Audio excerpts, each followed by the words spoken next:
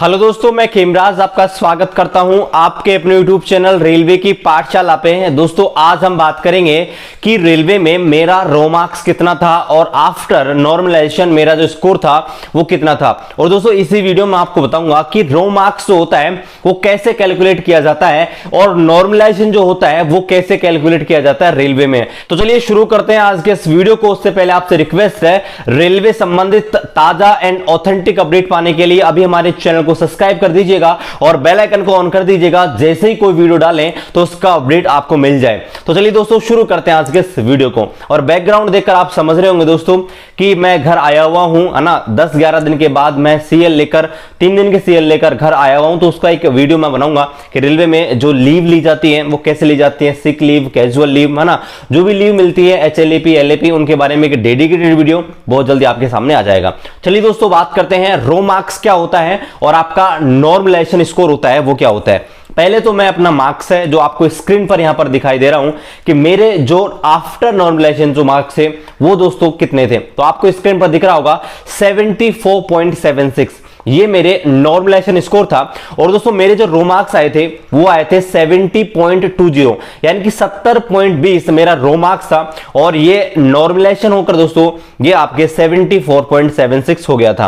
अब दोस्तों बात करते हैं कि रो मार्क्स क्या होता है, लेकिन इसके लिए मैं आपको एक स्क्रीन पर लेके जाऊंगा और स्क्रीन पर समझाऊंगा कि दोस्तों ये कैसे कैलकुलेट किया जाता है और नॉर्मलाइजेशन कैसे कैलकुलेट किया जाता है। चलिए देखते हैं। स्क्रीन पर आपको यहां पर दिख रहा होगा, यहां पर देखिए मैंने अजमेर बोर्ड से यहां पर अप्लाई किया था। ये मेरे रजिस्ट्रेशन नंबर है, ठीक है, और ये मेरे रोल नंबर है, ये मेरा नाम है और मेरे नॉर्मलाइजेशन थे मार्क्स थे वो 74.76। और इसके बाद में ये जो रिजल्ट था वो दोस्तों फिजिकल यानी कि पीईटी के लिए आया था। और दोस्तों ये फिजिकल में मेरा स्टेटस दिखा रहा है कि क्या आप फिजिकल में पास हुए हैं। फिजिकल देने के लिए यानी कि पीईटी एग्जाम होता है वो देने के लिए आप एलिजिबल है या नहीं, तो उसके लिए दिखा रहा है यस। क्योंकि आपको मैं दिखा रहा हूं कट ऑफ कितना गया था। तो यहां पर देखिए ये फिजिकल का कट ऑफ गया था दोस्तों। यहां पर देखिए मैं ओबीसी से बिलोंग करता हूं तो ओबीसी का 70.10 गया था, ठीक है। और यहां पर दोस्तों ये मेरा मैं आपको दिखा रहा हूं कि मेरा जो फिजिकल में मेरा क्या परफॉर्मेंस रहा था। फिजिकल के ऊपर एक स्पेशल वीडियो बना दूंगा मैं, टेंशन मत कीजिएगा जल्दी ही। तो यहां पर देखिए 2 चीजें कराई जाती है फिजिकल में। एक 100 मीटर का यहां पर आपको 35 किलो वेट है, उसको ले जाना पड़ता है 2 मिनट में। तो उसको मैंने क्वालिफाई किया था। उसमें क्या होता है, बस आपको गिराना नहीं होता है। और दूसरा यहां पर क्या होता है दोस्तों, 1 किलोमीटर की यानी कि 1000 मीटर की रनिंग होती है। टाइम होता है 4 मिनट और 15 सेकंड। उसको दोस्तों मैंने 3:41 में कर दिया था, ठीक है। तो यहां पर ये मेरा डेटा यहां पर को दिखाई दे रहा है। अब दोस्तों मैं आपको बताता हूं कि यहां पर आपका जो रो मार्क्स होता है और नॉर्मलाइजेशन मार्क्स होता है वो क्या होता है। जैसे मान लीजिए दोस्तों 100 नंबर का पेपर हुआ, ठीक है, 100 नंबर का आपका पेपर होता है ग्रुप डी में। तो दोस्तों अगर रेलवे में अगर आपने मान लीजिए एक सीधा सा एग्जांपल देकर मैं आपको बता रहा हूं, ठीक है, कि मान लीजिए आपने टोटल जो क्वेश्चंस अटेम्प्ट किए हैं वो मान लीजिए आप जो क्वेश्चन करके आए हैं वो 80 क्वेश्चन करके आए हैं, ठीक है। 80 क्वेश्चन आप करके आए हैं और 80 क्वेश्चन करने के बाद दोस्तों आपके मान लीजिए इनमें से आप मान लो कि 6 क्वेश्चन आपके गलत हो गए, ठीक है। तो सही कितने हो गए आपके, अगर 80 आप करके आए आना और 6 आपके गलत हुए तो सही तो दोस्तों आपके हो गए 74, ठीक है। 74 आपके सही हो गए। लेकिन दोस्तों 6 जो आप गलत करके आए हो ना, इनका नेगेटिव कटेगा, है ना। 6 का नेगेटिव काटेंगे तो 1/3 करता है, मतलब 6 का काटेंगे तो 2 नंबर माइनस कर दीजिए। यानी कि दोस्तों 72 मार्क्स जो है ना वो आपके रो मार्क्स हो गए, ठीक है। एक दूसरा एग्जांपल लेके मैं आपको वापिस समझा देता हूं, ठीक है। मान लीजिए आप 100 में से 90 क्वेश्चन करके आए, ठीक है, 100 में से 90 क्वेश्चन करके आए और इन 90 क्वेश्चन में से मान लीजिए आपके 9 क्वेश्चन क्या हो गए दोस्तों, गलत हो गए, ठीक है। तो 81 तो आपके एकदम सही हो गए, ठीक है। लेकिन 81 थोड़ी आपका नेगेटिव कटेगा, तो 1/3 कटता है तो 9 का 1/3 क्या हो जाएगा 3, यानी कि 81 में से 3 कटेगा तो दोस्तों आ जाएगा 78। यानी कि दोस्तों 78 है ना वो आपका क्या हो जाएगा, रो मार्क्स हो जाएगा। लेकिन दोस्तों यहां पर एक चीज आपको और समझनी है, अगर मान लीजिए ये जो प्रश्न है ना 100 प्रश्न थे, अगर इन 100 प्रश्नों में से कोई 1-2 प्रश्न मान लीजिए रेलवे इग्नोर कर देती है। मान लीजिए मैं एक सिंपल सा प्रश्न पूछूं और उस प्रश्न में जैसे मैं पूछूं कि पाकिस्तान की या किसी भी देश की मुद्रा पूछ लूं या उसकी कैपिटल पूछ लूं और ऑप्शन में मैं गलत डाल दूं ऑप्शन, तो उस स्थिति में क्वेश्चन को नेगलेक्ट किया जाएगा। तो उस स्थिति में दोस्तों होता क्या है कि आपका जो ये 100 नंबर का पेपर है ना वो 100 नंबर का नहीं रहता है, पेपर को 99 का कर दिया जाता है और फिर उस हिसाब से कैलकुलेशन की जाती है। और फिर दोस्तों जो आपका ये रो मार्क्स है ना वो 78, मान लीजिए 78 है तो 78 तो नहीं रहेगा, ये दोस्तों कैसे निकाला जाएगा, 78/99 और परसेंटेज निकालेंगे तो 100। फिर दोस्तों ये कितना आएगा, 78 से कुछ पॉइंट ज्यादा ही आएगा। इसी प्रकार से दोस्तों मान लीजिए जैसे आपने 80 क्वेश्चन करके आए और 80 के 80 आपके बिल्कुल सही है, मान लीजिए 80 क्वेश्चन आप करके आए और 80 के 80 आपके सही है, कोई नेगेटिव नहीं है। लेकिन दोस्तों मान लीजिए 2 क्वेश्चन है उनको रेलवे ने इग्नोर कर दिया ऑप्शन गलत होने की वजह से, ठीक है, लेकिन वो 2 क्वेश्चन थे आपके उन 80 में नहीं है, अलग से हैं। तो दोस्तों फिर क्या किया जाएगा, फिर दोस्तों जो आपका जो स्कोर है ना 80 वो कैलकुलेट किया जाएगा 98 के आधार पर, यानी कि 2 क्वेश्चन तो यहां पर क्या हो गए दोस्तों, हटा दिए गए, तो पेपर कितना होगा 98 का, और फिर दोस्तों यहां पे 100 से मल्टीप्लाई किया जाएगा और फिर दोस्तों आपका स्कोर 80 ना होकर कुछ बढ़ जाएगा। ये चीज आपको ध्यान रखनी है। तो ये दोस्तों हो गया रो मार्क्स का खेल कि रो मार्क्स क्या होता है। रो मार्क्स का मतलब क्या होता है, कच्चे मार्क्स, यानी कि जो आप एक्चुअली में लेके आए हैं पेपर के अंदर नेगेटिव काट पीट के, वो आपका होता है दोस्तों रो मार्क्स।